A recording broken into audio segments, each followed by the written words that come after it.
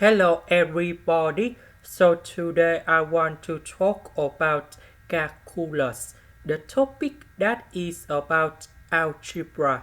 So now I want to show you how to answer. We want to find the value of x. We need to know that if we put the power 2 for the both sides and we have like this.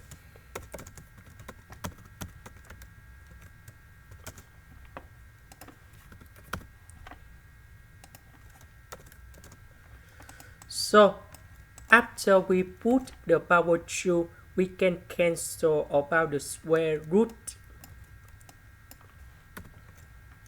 And we know that this one they will repeat again from this one. So I will put about s. Next, I will put s and number 6 go to the left. Now, we need to find the value of this equation. And we have s equals to number 3 and s equals to negative number 2. We need to know that the value of this one should be about positive numbers because the value under the square root, they always positive. So we need to select about s equals to number 3, and that is the final answer. This is the end. Thank you for watching.